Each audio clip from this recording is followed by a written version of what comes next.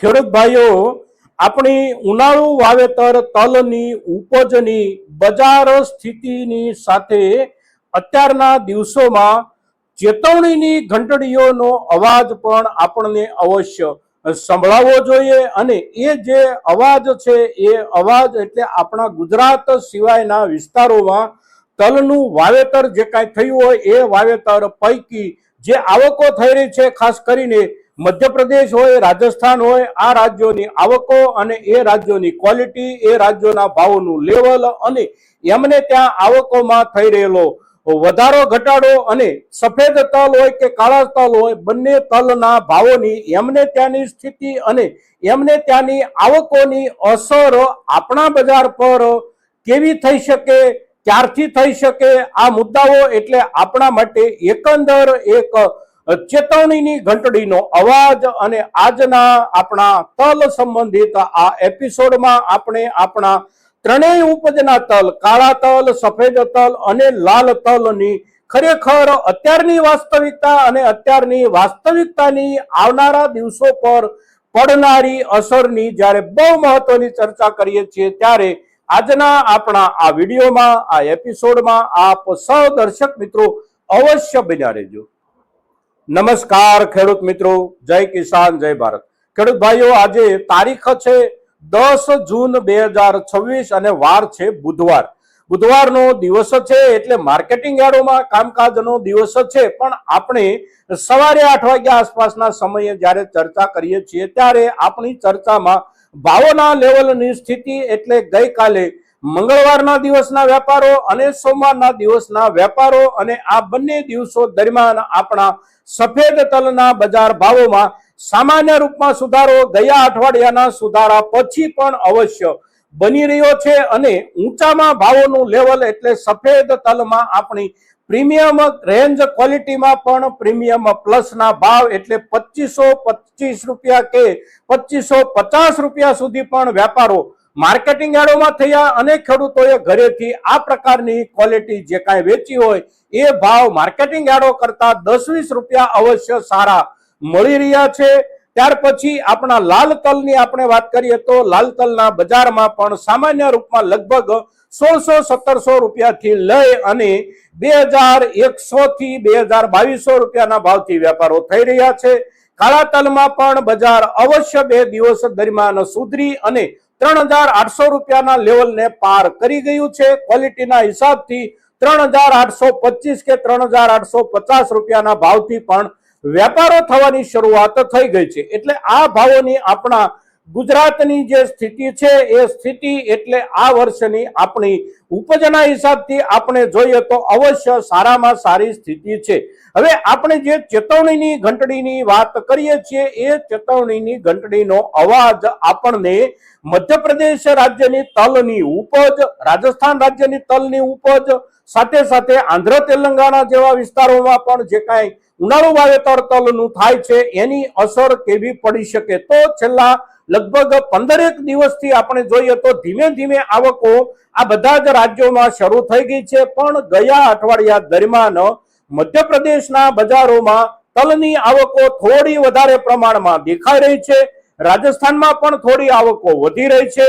કાળા તલની આવકો આ વિસ્તારોમાં બહુ ઓછી થઈ રહી છે, પણ સફેદ તલની આવકો અવશ્ય વધી રહી છે. ક્વોલિટીના હિસાબથી જોઈએ તો ક્વોલિટી આપણા ગુજરાતમાં અને એમાં પણ ખાસ કરીને આપણા મધ્ય સૌરાષ્ટ્રની જે ક્વોલિટી ઉનાળુ તલની મળે છે એ દરજ્જાની ક્વોલિટી આ એક રાજ્યોમાં ઓછામાં ઓછી મળતી હોય છે. તેમ છતાં પણ બહુ સારી ક્વોલિટી એટલે કે આપણા દરજ્જાની ક્વોલિટી આ માર્કેટોમાં જે આવી રહી હોય એના ભાવોનું લેવલ પણ આપણા માર્કેટિંગ યાર્ડોના ભાવના દરજ્જે અવશ્ય પહોંચી ગયું છે. અને નીચલા દરજ્જાના વેપારો આપણા જે તલો વેચાઈ રહ્યા હોય એના લેવલે વેચાઈ રહ્યા છે. હવે આ બધા જે રાજ્યોની ઉપજ છે એ ઉપજ અવશ્ય ઓછી છે આપણાથી, તેમ છતાં પણ એની અસર બનવાની શરૂઆત ધીમે ધીમે થઈ જઈ શકે છે. કુલ ઉત્પાદન તરફ આપણે નજર નાખીએ તો આપણા દેશમાં ઉનાળુ વાવેતર તલની જે કાંઈ ઉપજ થતી હોય એમાં લાલ તલ હોય, કાળા તલ હોય કે સફેદ તલ હોય, પણ આ વર્ષમાં એવા અંદાજો બેસાડવામાં આવી રહ્યા છે કે 3 લાખ ટનથી વધારે તલનું ઉત્પાદન થઈ શકે છે. 3.25 કે 3.5 લાખ ટન સુધી પણ આંકડો પહોંચી શકે છે. હવે આ જથ્થામાં આપણો જથ્થો જે છે એ જથ્થો સૌથી મોટો, એટલે કે લગભગ 42-45% જેટલો જથ્થો તો આપણા ગુજરાતનો હોવાનો જ છે. પણ બાકીના રાજ્યો છે એ રાજ્યો પણ 50-55% જથ્થો અવશ્ય ઉત્પાદિત કરશે અને એની અસર આપણા બજારોમાં આપણને હવે પછીના દિવસોમાં કદાચ જોવા મળી શકે છે. સામાન્ય રૂપમાં ભાવોનું અત્યારે જે લેવલ છે એ લેવલે ભાવો થોડા દિવસ માટે સ્થિર પણ કદાચ થઈ જાય અને વધારે પ્રમાણમાં આવકો બાકીના રાજ્યોમાં જો વધી જાય આવનારા દિવસોમાં તો સામાન્ય નરમીનું વાતાવરણ પણ આપણને જોવા મળી શકે છે. હવે આપણે આપણી તલની ઉપજ અત્યારે જે કાંઈ છે એના ઉપર નિર્ણય કરવો હોય તો કયા મુદ્દાના આધારે કરીએ, તો આ મુદ્દો તો અવશ્ય સમજવા જેવો છે જ, પણ સાથે સાથે આપણે કેટલીક ઉપજોને જ્યારે સારા ભાવના લેવલ સુધી પહોંચતી જોઈએ છીએ ત્યારે આપણે થોડા વધારે વિશ્વાસમાં, એટલે કે ઓવર કોન્ફિડન્સમાં આવી જતા હોઈએ છીએ અને ઓવર કોન્ફિડન્સ એટલે આપણો ઓવર કોન્ફિડન્સ એવો થઈ જાય છે ક્યારેક ક્યારેક કે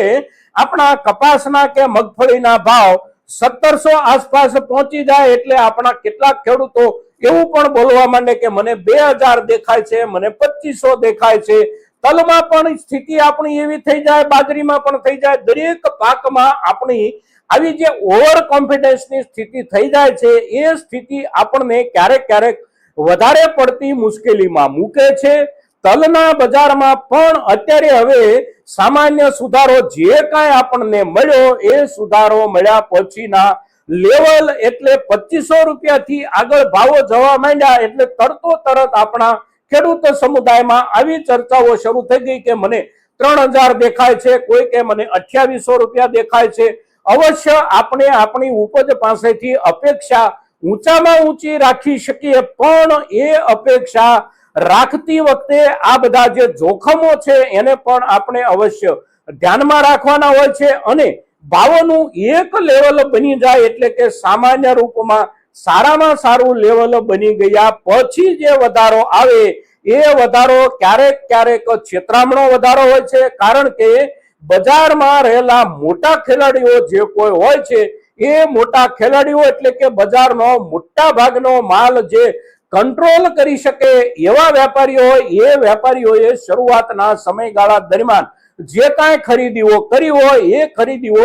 વધારે ઊંચા ભાવથી બજારમાં વેચવા માટેનો એક કાર્યક્રમ જ્યારે એમના તરફથી તૈયાર થાય ત્યારે એ કાર્યક્રમનું અમલીકરણ બજારમાં એવા રૂપમાં થવા માંડે છે કે ઝડપથી ઉછાળો આવવા માંડે અને સારામાં સારા લેવલ પછીનો જે ઉછાળો આવે એ ઉછાળામાં આપણો ખેડૂત સમુદાય પણ છેતરાઈ જતો હોય છે અને નાનો મોટો વેપારી સમુદાય કે જે વેપારી સમુદાયને આવી મોટા વેપારીઓની ટ્રીક ન સમજાતી હોય એવો વેપારી સમુદાય પણ મોટા ભાગની આપણી ઉપજોમાં આપણે જોઈએ છીએ કે દર વર્ષે અવશ્ય છેતરાઈ જતો હોય છે અને એ જે ઉછાળો આવે છે એ ઉછાળા દરમિયાન જે નાના મોટા વેપારીઓ ખરીદી કરે એ ખરીદીઓમાં મોટા વેપારીઓએ પાછળના સમયમાં ખરીદેલો સસ્તા ભાવનો માલ વેચી દેતા હોય છે અને પછી જે ઉછાળો આવેલો હોય છે એ ઉછાળો વાસ્તવિક નહીં હોવાના કારણે અઠવાડિયે 15 દિવસે કે વધારેમાં વધારે 3 અઠવાડિયે પણ આખરે નીચેની તરફ જવા માંડે છે, ઝડપથી ભાવો તૂટવા માંડે છે અને એ તૂટતા બજારે આપણને મોટામાં મોટી ચિંતાઓમાં પાછળના સમયમાં હંમેશા માટે મૂકી દીધાના આપણા અનુભવો છે. એટલે આપણી પાસે તલની જે કાંઈ ઉપજ છે એના અત્યારે ભાવના લેવલ આપણે સારા માની અને એના ઉપર નિર્ણય કરવો જોઈએ. ભાવોમાં ઉછાળો આવે તો અવશ્ય હજી પણ મોટો જબરો ઉછાળો આવી શકે, પણ એ ઉછાળો આવ્યા પછી તૂટતા બજારમાં આપણે ન વેચી શકીએ અને અત્યારના લેવલ કરતા પણ નીચલા દરજ્જે ભાવો જતા રહે ત્યારે આખરે